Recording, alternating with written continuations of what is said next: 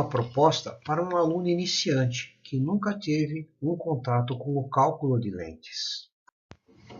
Vamos aprender a construir um desenho esquemático da lente. Temos aqui a nossa prescrição. Ambos os olhos, mais 4 dioptrias esféricas, com menos 2,25 dioptrias cilíndricas, no eixo a 90 graus. A lente escolhida é a lente Sola, com índice de refração 1,67. A armação, uma armação em acetato de aro fechado, com um pontearo de 68 mm e uma diagonal de 46 mm. Nosso usuário tem uma ADP de 56 mm.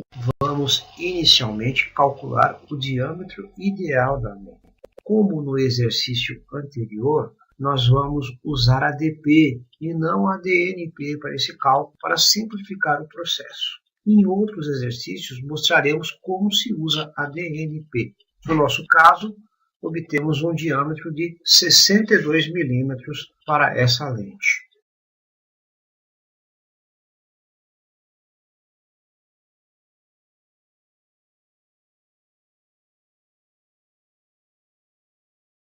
Como o índice de refração dessa lente é diferente de 1,530, novamente devemos levar em consideração o fator de conversão para poder executar os cálculos e obter uma receita que seja compatível para a execução no laboratório.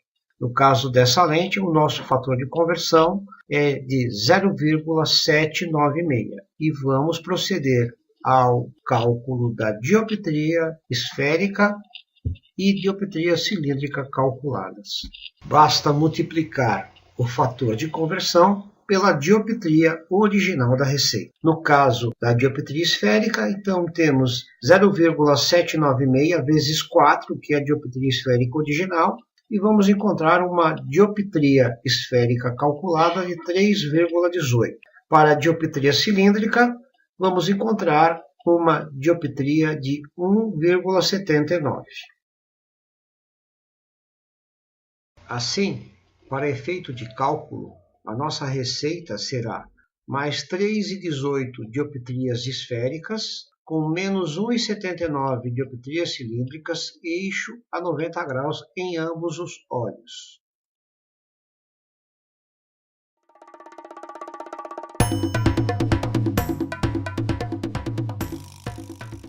Agora, vamos a um detalhe importante no cálculo de uma lente cilíndrica, que é a determinação dos meridianos principais da lente.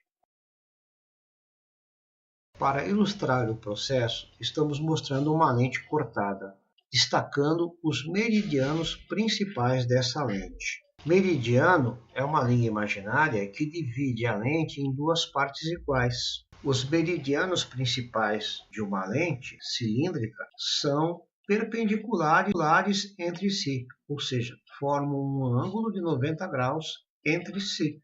Na direção do eixo, teremos o meridiano da base. Vamos representá-lo em linha cheia. O outro meridiano, que fica a 90 graus do meridiano da base, será chamado de meridiano da contrabase ou meridiano do contraeixo. Ele é perpendicular ao meridiano da base. Vamos representá-lo por uma linha tracejada. Temos aqui, então, um desenho com uma vista frontal da lente com os seus dois meridianos principais apresentados. A cada meridiano corresponderá uma determinada dioptria.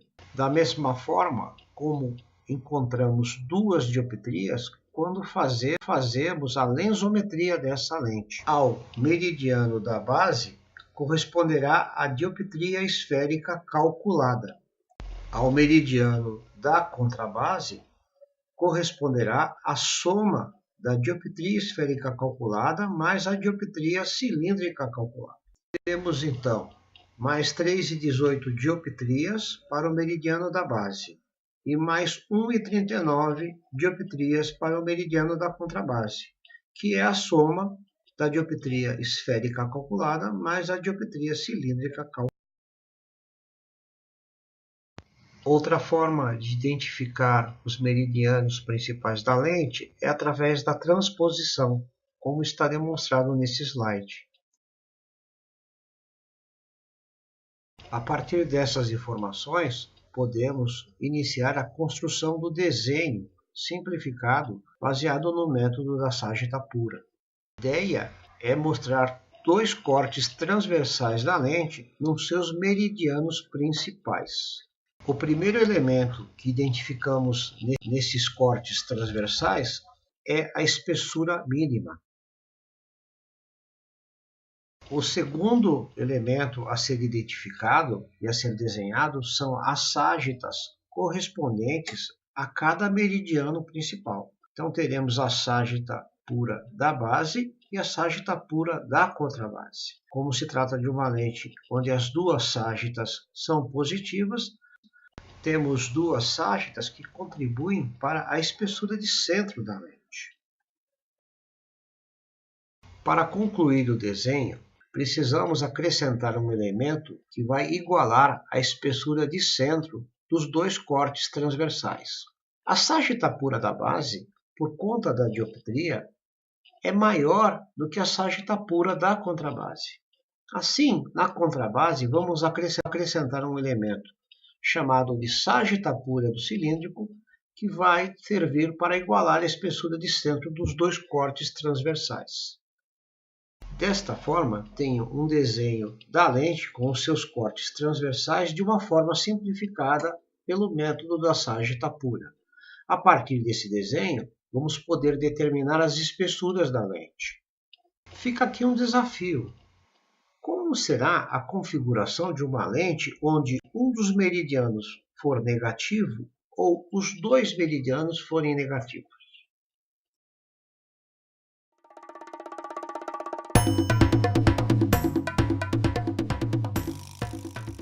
Agora, vamos tentar identificar esses elementos naquela lente cortada que apresentamos inicialmente. Vamos transportar os elementos do desenho esquemático para a nossa lente recortada. Aqui estão os elementos que aparecem no desenho simplificado. A espessura mínima, a ságita pura da base, a ságita pura da contrabase e a ságita pura do cilíndrico. Para cada elemento, vamos adotar siglas. Espessura mínima EM, ságita pura da base SPB, ságita pura da contrabase SPCB e ságita pura do cilíndrico SPC. Vamos então determinar como cada elemento contribui para a espessura dos pontos principais da lente. Inicialmente, vamos calcular a contribuição de cada ságita para a espessura da lente. Para isso, a partir do diâmetro de 62 mm que calculamos no início do exercício, vamos, na tabela de índice de ságita, descobrir qual o valor desse índice. Encontramos aqui, então, o valor de 0,91.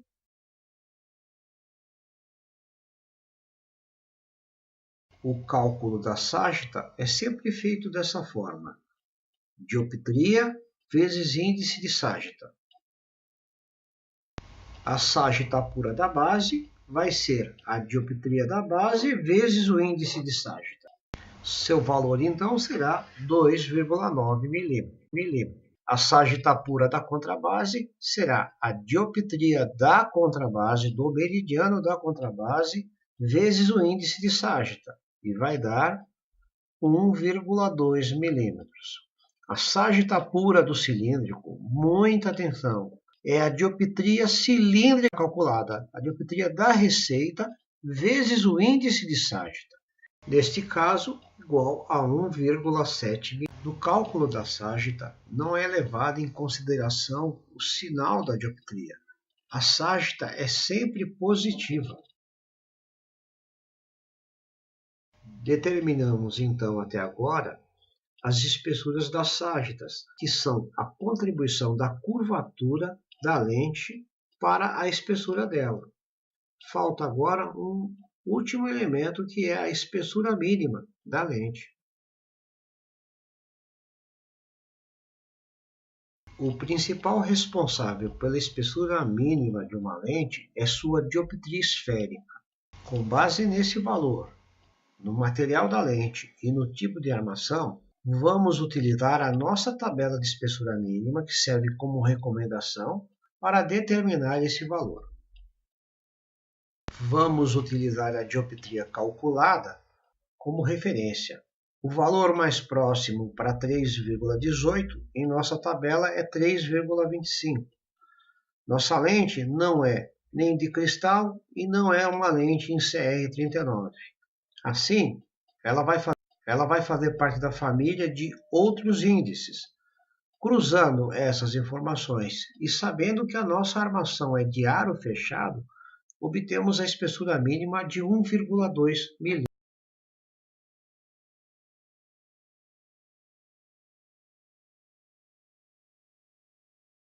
Então, em nosso desenho, temos todos os elementos que contribuem para a espessura da lente. Com os valores desses elementos definidos, podemos determinar a espessura dos pontos principais da lente.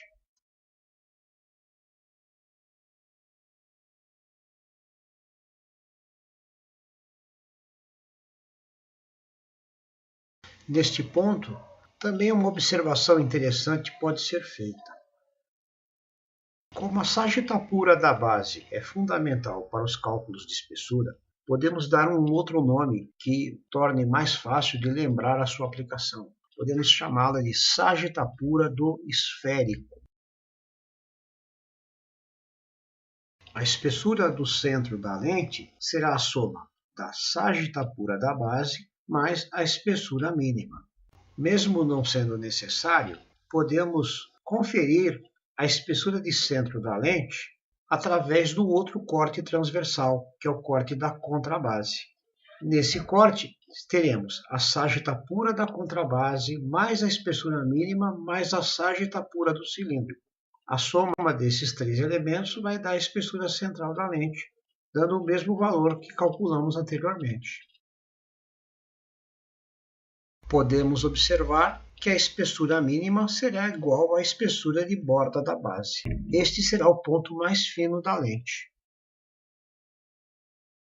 Na borda da contrabase, teremos a soma da espessura mínima mais a sarjeta pura do cilíndrico. Podemos, então, indicar em nosso desenho o valor das espessuras obtidas nos cálculos. Podemos, então, em nossa lente cortada, identificar essas espessuras.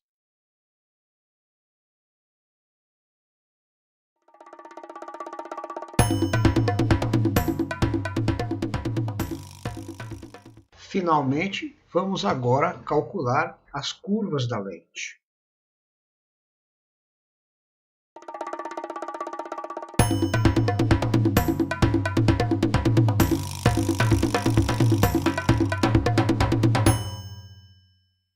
A curva externa da lente é chamada de curva base. Em nosso cálculo, vamos chamá-la de D1. Sua escolha está diretamente relacionada com o conforto do usuário. Uma curva base mal escolhida pode causar problemas de visão, perda de nitidez ou aberrações desnecessárias na lente.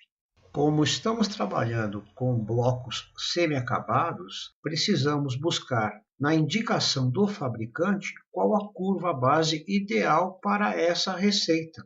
Sim, é necessário buscar no catálogo do fabricante as informações que precisamos para determinar D1. Na grade que aparece no catálogo, vamos procurar, utilizando a receita original, qual a curva nominal indicada para essa prescrição.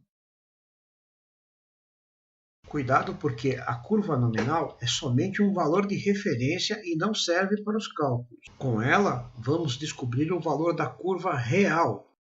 Na tabela, na parte inferior do catálogo, vamos verificar qual é a curva real correspondente à curva nominal escolhida. Esse valor é o que será utilizado como D1. Este valor também é o que seria obtido se colocássemos o bloco em um mapeador para medir a sua curva. Em nosso caso, para a curva nominal de 8 dioptrias, temos uma curva real de 6,56 dioptrias, o que vai corresponder a D1.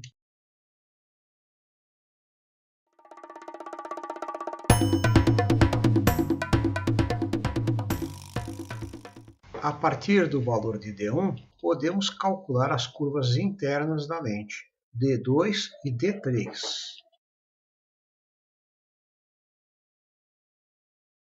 D1, no bloco que estamos usando para ilustrar esse exercício, que está recortado, é a curva externa da lente. A superfície externa da lente normalmente é uma superfície esférica, por isso só tem uma curvatura. Na parte interna da lente, que é uma superfície tórica, identificamos duas curvaturas, uma curva mais plana e outra mais acentuada. A curva mais plana da parte interna é chamada de D2 e está na direção do eixo, enquanto que a curva mais acentuada está perpendicular a D2 e é chamada de D3.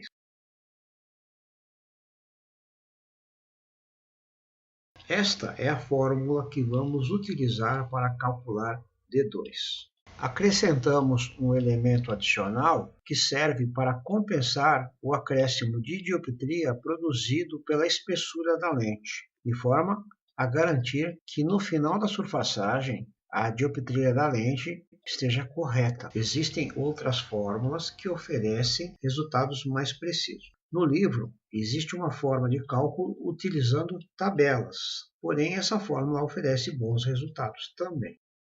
Observe que durante os cálculos precisamos tomar cuidado com a matemática, respeitando as regras de sinal.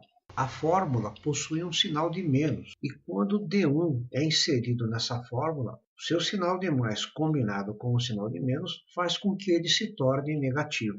A parcela referente à compensação de espessuras também vai apresentar um resultado negativo. Números de mesmo sinal, soma e mantém o sinal. Números com sinal contrário, subtrai e mantém o sinal do maior. Outra forma de obter o valor da compensação da espessura é usando a tabela do livro. No caso, nossa base real é de 6,56. O valor mais próximo que encontramos na tabela é de 6,50.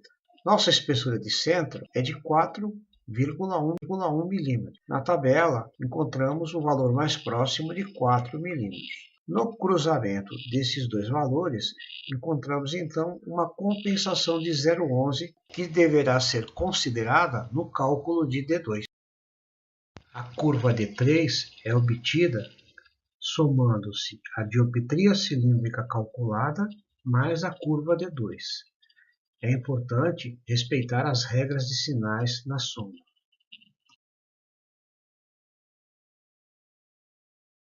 Como o D2 é negativo e a fórmula possui o sinal de mais, prevalece o sinal negativo.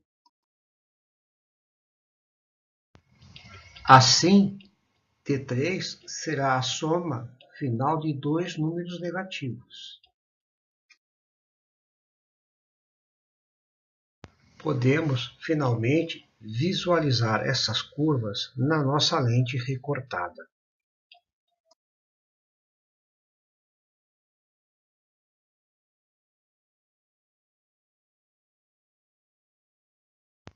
Visualizando a curva base.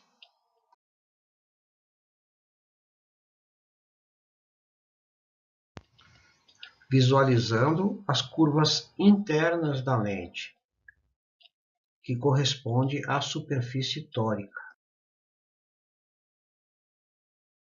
Podemos também visualizar as espessuras da lente, Primeiro temos a espessura de borda da base, da borda do eixo, nesse caso, onde ficou a espessura mínima. Em seguida, mostramos a espessura de borda da contrabase ou do contraeixo, que fica na direção a 90 graus do eixo. Finalmente, temos a espessura de centro da lente.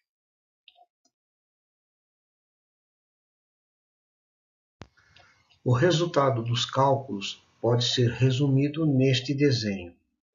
Podemos indicar a curva base real, porém é mais comum indicarmos a curva base nominal nos resultados, caso os cálculos façam parte de uma ordem de serviço, para facilitar a busca do bloco no estoque.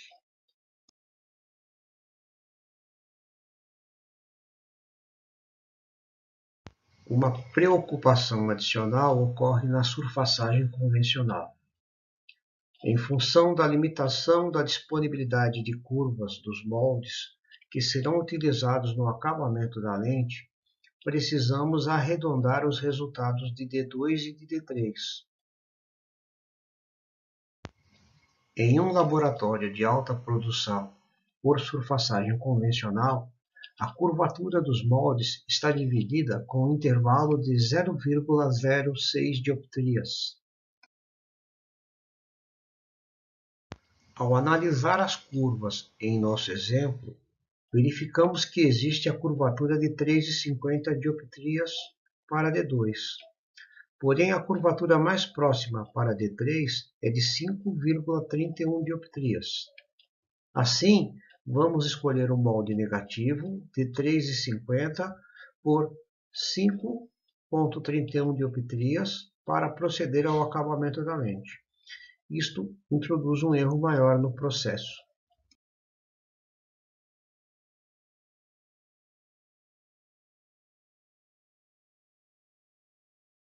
Alguns conceitos merecem ser melhor explicados de forma separada.